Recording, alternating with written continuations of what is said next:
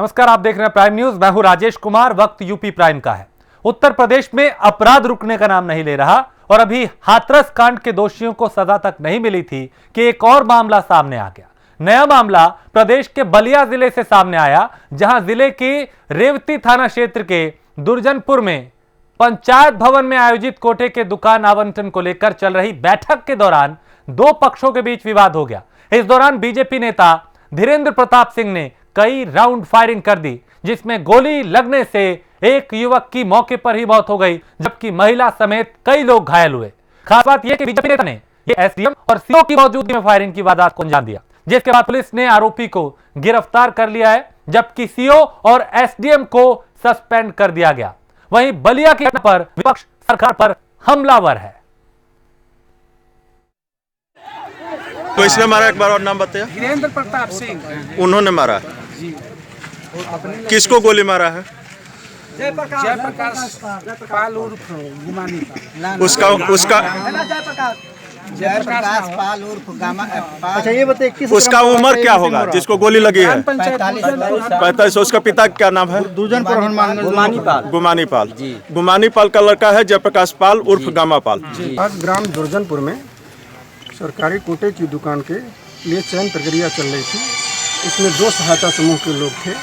एक सहायता समूह का समर्थन धीरेन्द्र प्रताप सिंह उर्फ डब्लू सिंह कर रहे थे और एक दूसरा सहायता समूह था। उस सहायता समूह से और इनके बीच में पहले कहासुनी हुई।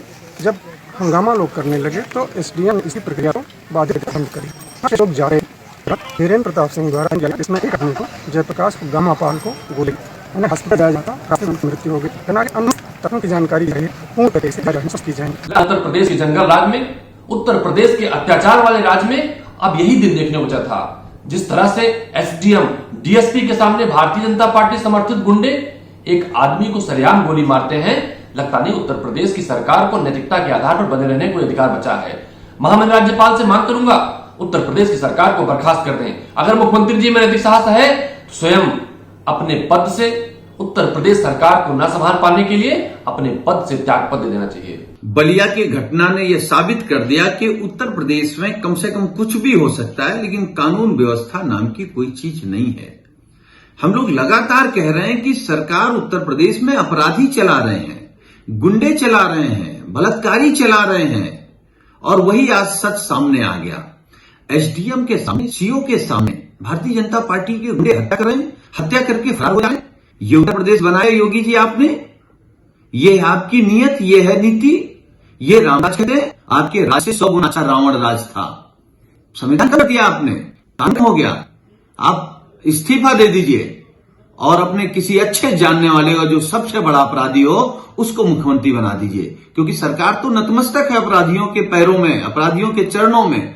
खत्म कर दी सरकार आपने।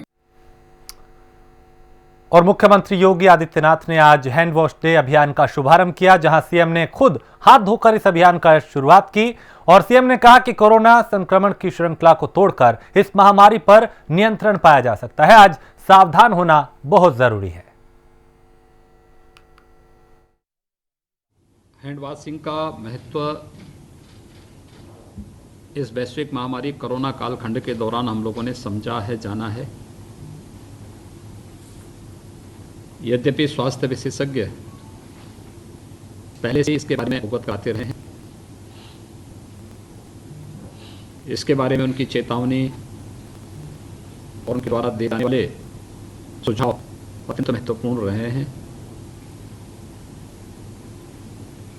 लेकिन पिछली सदी, एक सदी का जो सबसे तीव्र संक्रमण कोविड-19 के रूप में हम सबको देखने को मिला है, इस कालखंड में आपने इस बात को देखा होगा कि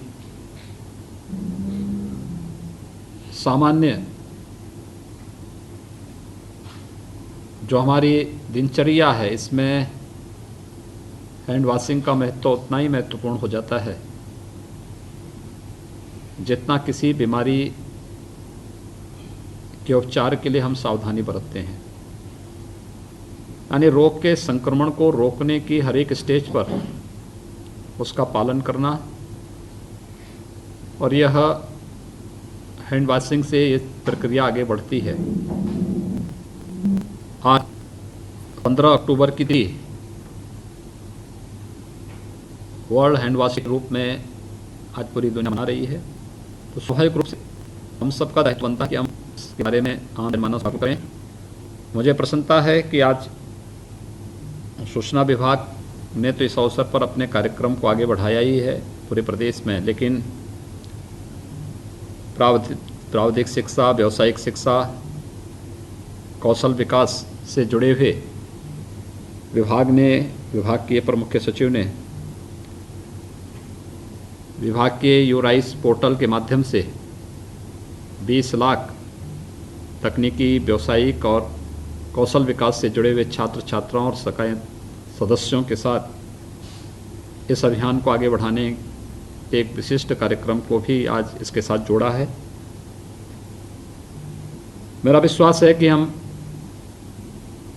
सामान्य आदत को एक मनुष्य के रूप में ठीक करने का प्रयास कर लेंगे तो अनेक प्रकार की इस प्रकार के संक्रामक बीमारियों से बचाव करने में हमें मदद मिलेगी। और खासतौर पर जब कोरोना का संक्रमण काफी तीव्रता के साथ एक बड़ी आबादी को अपने आगोश में ले रही हो, सावधानी और भी महत्वपूर्ण हो जाता है। मैं आज के इस अवसर पर जो अनेक प्रकार के रचनात्मक कार्यक्रम प्रदेश के अंदर आयोजित हो रहे हैं, इन कार्यक्रमों के साथ हम सब जुड़ करके प्रत्येक नागरिक को स्वास्थ्य के प्रति जागरूक करने और अपनी दैनिक दिनचर्या का हिस्सा स्वच्छता को बनाने के इस अभियान के साथ जुड़ सकें। वर्ल्ड हैंड वॉश डे के अवसर पर मैं एक बार फिर से आप सभी के प्रति अपनी शुभकामनाएं देता हूं। और यूपी में कोरोना मरीजों की संख्या में लगातार कमी आ रही है। वहीं योगी सरकार कोरोना को लेकर कोई कसर नहीं छोड़ रही। इसे लेकर एसीएस सूचना नवनीत सहगल और एसीएस स्वास्थ्य से अमित मोहन प्रसाद ने प्रेस कॉन्फ्रेंस की और बताया कि मौजूदा वक्त में प्रदेश के क्या हालात हैं और उससे निपटने की सरकार की क्या तैयारी है। पिछले 4 सप्ताह से निरंतर हमारे एक्टिव केसेस की संख्या में गिरावट हो रही है। आज ये 28वां दिन है जब हमने निरंतर एक्टिव केसेस की संख्या में गिरावट देखी है।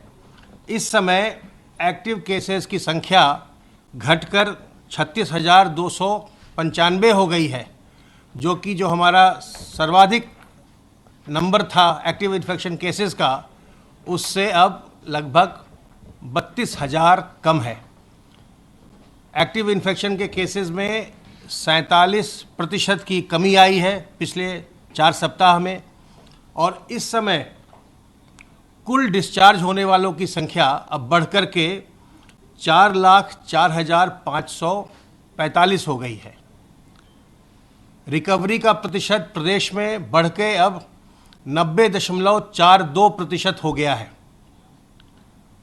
कोरोना वायरस के संक्रमण से कुल 6,543 लोगों की अभी तक मृत्यु हुई है। टेस्टिंग के मामले में आज प्रदेश ने एक नया बेंचमार्क स्टैब्लिश किया। उत्तर प्रदेश कुल 100 करोड़ टेस्ट करने वाला देश का पहला राज्य बन गया है। 30 सितंबर को हम लोगों ने 1 करोड़ की संख्या पार की थी और 15 दिनों में 25 लाख केसेस और ऐड किए गए टेस्टिंग में, और आज जो हमारी संख्या है वो 1,25,09,210 हो गई है। कल 24 घंटे के दौरान 1,54,163 टेस्ट और किए गए थे और कुल संख्या अब 1,25,00,000 के पार हो गई है। प्रयोगशालाओं को अब RT-PCR के लिए बड़ी संख्या में लगातार सैंपल्स भेजे जा रहे हैं। कल भी लगभग 60,000 सैंपल प्रयोगशालाओं को भेजे गए। बाकी के टेस्ट आप जानते हैं कि RT-PCR, एंटीजन, ट्रूनेट के माध्यम से की जाती है। जो हमारे कुल एक्टिव केसेस हैं 36,295, इनमें से 16,995 इस समय होम आइसोलेशन में हैं और अब तक 2,48,045 लोग होम आइसोलेशन में जा चुके हैं, जिनमें से 2,31,050 लोग अपने होम आइसोलेशन की अवधि पूर्ण कर चुके हैं। प्राइवेट अस्पतालों में इस समय 3,041 लोग भर्ती हैं और अपना इलाज करवा रहे हैं। सर्वेलेंस के काम के अंतर्गत 1,40,456 इलाकों में अब तक 4,19,563 टीम दिवस के माध्यम से 2,70,97,661 घरों का सर्विलांस किया गया है, जिनमें 13,37,13,142 लोग रहते हैं। आज ग्लोबल हैंड वॉशिंग डे है और आज पूरे दुनिया में हैंड वॉशिंग के महत्व पर प्रकाश डाला जा रहा है। लोग बाग इसके एक बार फिर से अपने आप को इस बात के लिए रिडेडिकेट कर रहे हैं कि हम अपने हाथ को साफ रखेंगे। आज माननीय मुख्यमंत्री जी ने इसके अवसर पर एक कार्यक्रम में एक ट्वीट भी किया। आप जानते हैं कि जब तक कोई वैक्सीन नहीं है, जब तक कोई दवा नहीं है, तब तक कोरोना से बचाव ही इसका सबसे अच्छा उपचार है। और एक जो बहुत ही सशक्त माध्यम है कोरोना से बचने का, वो है अपने हाथ को साबुन पानी से बार बार साफ करते रहना। अपने हाथ को साबुन पानी से कम 30 से 40 सेकंड तक साफ करिए। इससे आपके हाथ पर जो भी विषाणु आते हैं, जब आप किसी संक्रमित सतह को छूते हैं या किसी संक्रमित व्यक्ति से आप संपर्क में आते हैं, उससे हाथ मिलाते हैं, तो आपके हाथ पर जो विषाणु आते हैं वो बिल्कुल दूर हो जाएंगे। किसी भी व्यक्ति से आप मिलें तो अभिवादन के रूप में हाथ जोड़कर नमस्ते करिए। किसी से हाथ न मिलाइए इस समय जब संक्रमण का काल चल रहा है। और जब भी आप कहीं से भी जब कुछ सतहें छूते हैं जिसको और लोग भी छू रहे हैं, अपने हाथ को तत्काल साबुन पानी से साफ करिए। आपका हाथ जो है आपके शरीर में कोरोना वायरस के संक्रमण जाने का एक बहुत बड़ा जरिया है। अगर आप अपने हाथ को साफ रखेंगे तो हाथ विषाणु मुक्त रहेगा और आप संक्रमित नहीं होंगे। इसके अलावा अपने मुंह और नाक को मास्क से ढकिए, गमछे से ढकिए और 2 गज की दूरी बनाइए। 2 गज की दूरी और मास्क है जरूरी।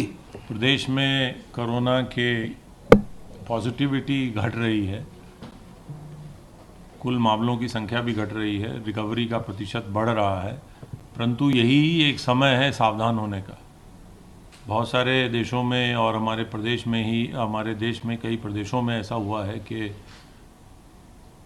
कोरोना का असर कम हुआ है और फिर यकाचक बढ़ा है, तो वो दोबारा ना बढ़ने पाए, हम सब लोगों को सावधान रहना है। और जैसे अभी बताया, आज माननीय मुख्यमंत्री जी ने सुबह हाथ धोना रोके कोरोना हैशटैग लॉन्च किया था, तो मेरी सबसे प्रदेशवासियों से अनुरोध है कि उस अपना हाथ धोते हुए का फ़ोटो उस हैशटैग से जोड़ते हुए उसे भी ट्वीट करें, ताकि हमारी जो एकजुटता है कोरोना को हराने की, माननीय मुख्यमंत्री के नेतृत्व में हमारा सबका जो जुटा है कोरोना को हराने का, वो सबको मालूम पड़े, वो सब जगह उसकी जानकारी हो कि हम सब लोग एकजुट हैं, कोरोना को एकजुट होकर हराएंगे। जैसा आपने अभी प्रदेश में कोरोना के मामले कम हो रहे हैं, इसी से हमारे हॉटस्पॉट एरियाज़, कंटेनमेंट एरियाज़, उन सब में भी कमी आ रही है। और प्रदेश में जो औद्योगिक गतिविधियां हैं वो भी अब बढ़ रही हैं। जो हमारी इकाइयाँ कार्यशील हैं, लगभग 8,18,000 जो हमारी MSMEs कार्यशील हैं, 51 लाख जिनमें लोग काम कर रहे हैं, वो अब चल रही हैं। नई इकाइयों को भी लगभग 5,39,000 नई इकाइयों को भी 15,000 करोड़ रुपए से ज़्यादा के ऋण वितरण हो चुके हैं। जो विद्यमान इकाइयां हैं उनको भारत सरकार के आत्मनिर्भर पैकेज के अंतर्गत 4,35,000 इकाइयों को 10,722 करोड़ रुपए के ऋण वितरण हो चुके हैं। प्रदेश में किसानों के लिए सरकार संकल्प है, धान की खरीद लगातार चल रही है।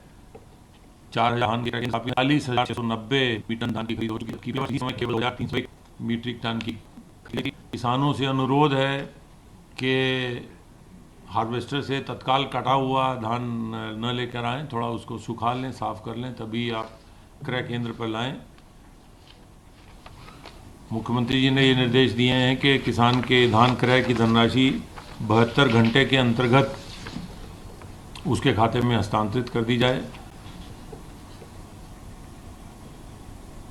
राज्य सरकार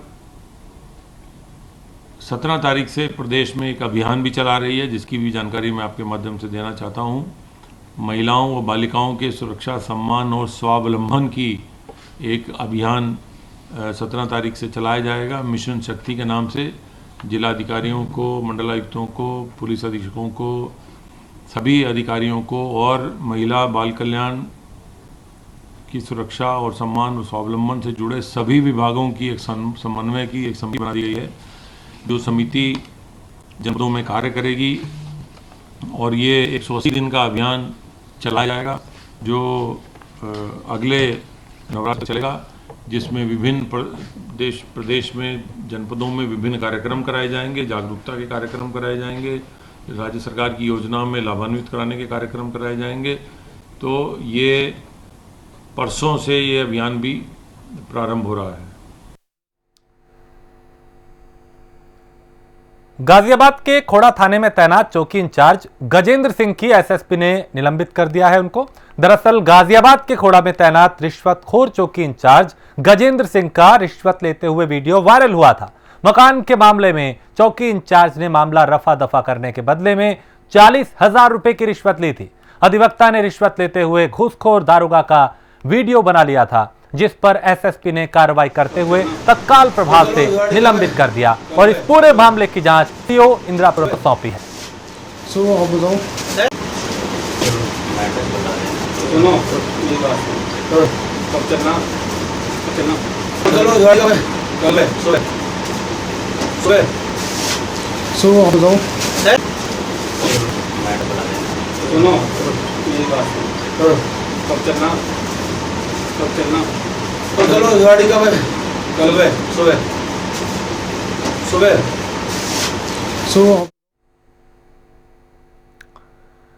मुजफ्फरनगर के रुहाना टोल प्लाजा पर टोल को लेकर किसान नेताओं और टोल कर्मियों के बीच कहासुनी हो गई, जो बाद में मारपीट में तब्दील हो गई, जिसके बाद पुलिस ने भारतीय किसान यूनियन के जिलाध्यक्ष पर केस दर्ज कर लिया।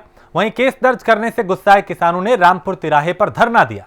इस दौरान किसानों ने केस वापस लेने के साथ टोल फ्री करने की भी मांग की। उद्देश्य का जुड़ा उद्देश्य ये होगा भाई कार्यकर्ताओं पर लाठीचार्ज करो। यहाँ के खानापाल कौन सा थाना है उसके कार्यकर्ता उनने कोतवाल साहब ने तो उन्हें पूछ भी आए कि उनको लट मजबूत कितनों है, वो हमें पहले हम पे लट पहले प्रदेश अध्यक्ष हूँ मैं, मुझे पहले जिलाध्यक्ष को या यहाँ के कार्यकर्ताओं को पहलेंगे, मैं बर्दाश्त नहीं करूँगा और लाठी का बदला लाठी से लिया जाएगा या उन पर कार्रवाई हो और नहीं फिर हम देख लेंगे क्या होगा। जहाँ ऊपर वाई जानते हो क्या होगा। क्या रणनीति है अध्यक्ष जी? रणनीति जी है अभी जाएंगे यहाँ से, या तो यहाँ अधिकारी आएंगे, नहीं आएंगे तो कोतवाली जाएंगे सीधे। आर का मामला, आर पार का मामला है, आर पार का ही रहता है मेरा तो, आर पार का मामला है। कोतवाली में कितना लोग थे जब तुम्हारे? कोतवाली में 30-35 आदमी थे भाई साहब जी। अच्छा, तो आप करना क्या गए थे वहाँ पे कोतवाली? बस अपने भाई को छुड़ाने के लिए गए थे जी। अच्छा, हाँ जी। फिर वहाँ क्या वार्ता है आपकी पुलिस से? वार्ता अंदर चल रही थी जी, कोई दिक्कत नहीं। एक बार यूनियन के भानु के नारे लगा दिए, उसके तुरंत लाठीचार्ज, गाली गलौज करते हुए, अभद्र भाषा का प्रयोग करते हुए लाठीचार्ज। कितने लोग हो गए आप लोग उस टाइम? 35-40 जी भाई साहब जी। अच्छा, पुलिस कितनी थी वहाँ पे? मैं आमंत्रित करता हूँ देवेंद्र चौधरी। नोएडा पुलिस ने एक ऐसे अंतर्राज्यीय गैंग का पर्दाफाश किया है जो लोगों से मदद के बहाने एटीएम कार्ड बदल लेता था और फिर एटीएम से पैसे निकालकर लोगों को ठगने का काम कर रहा था। यह गिरोह इतना शातिर है कि इसके निशाने पर दिल्ली, एनसीआर समेत यूपी के कई जिले और मुंबई के बीच के जो लोग हैं वो फंसे थे। पुलिस ने इस गैंग के 7 सदस्यों को गिरफ्तार किया है, जिनके पास से काफी नकदी और भारी मात्रा में एटीएम कार्ड बरामद हुए हैं।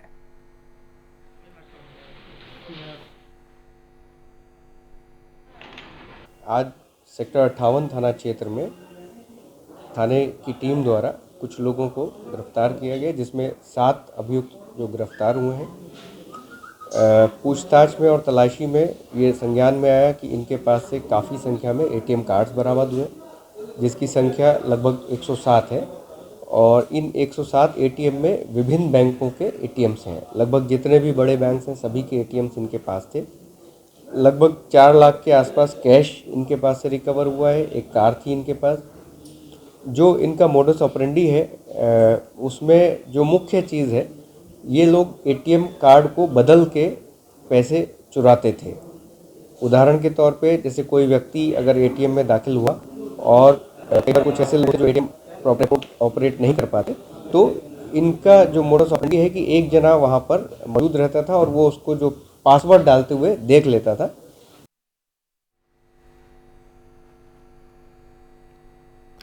हमीरपुर जिले में एक बार फिर से अपना कहर बरपाने को डेंगू लौट आया है। पिछले 1 महीने में लगभग 1 दर्जन लोगों की मौत हो चुकी है। इस बीमारी ने कई गांवों में कई लोगों को अपनी चपेट में लिया, जिसके चलते कई गांव के लोगों में हड़कंप मचा हुआ है।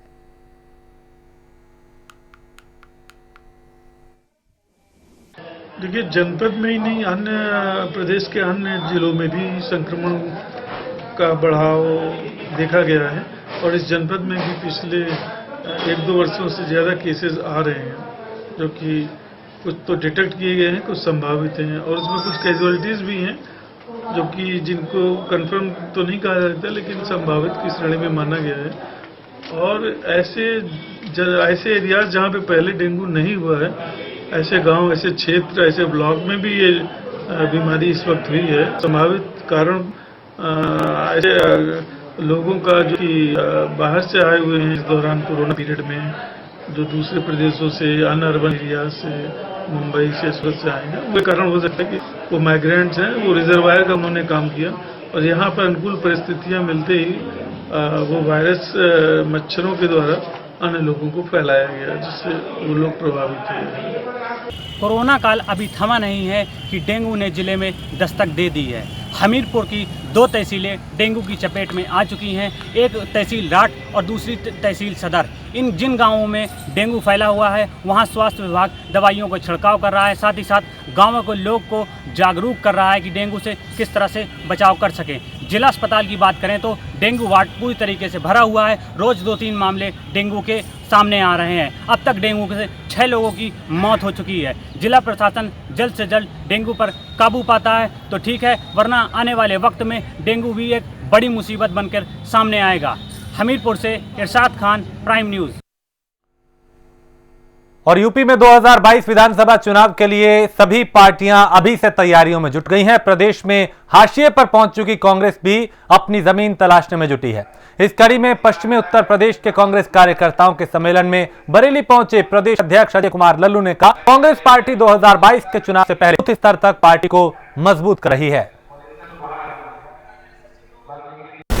मैं मंडल की समीक्षा बैठक करने आया हूं। हम लोगों ने पूरे उत्तर प्रदेश को लगभग 4 जोनों में बांट रखा है। आज इस पश्चिम जोन की बैठक में मैं आया हूं। हमारे प्रदेश के उपाध्यक्ष, महासचिव, सचिव, प्रदेश के अध्यक्ष, उपाध्यक्ष संगठन, शहर के अध्यक्ष और शहर के उपाध्यक्ष संगठन, ये सभी लोग हम लोग जो हमारा संगठन विस्तार कार्यक्रम है, जिसके अंतर्गत पिछले समयों में जिला कांग्रेस कमेटी बनाई, सबकी जिम्मेदारी और जवाबदेही तय की।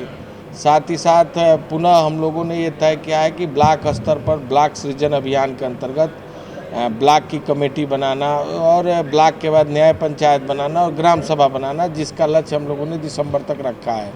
उसी परिप्रेक्ष्य में हमारी क्या तैयारी है, कितनी बैठकें हो चुकी हैं ब्लॉक सृजन के अंतर्गत और हम अभी कहां तक पहुंचे, उसी की समीक्षा बैठक हम करने आए हैं। फर्रुखाबाद के मोहम्मदाबाद में मासूम बच्ची का अपहरण करने के बाद उसकी हत्या का मामला सामने आया, जिसका शव रिटायर्ड शिक्षक के घर से बरामद हुआ। बताया जा रहा है कि आरोपी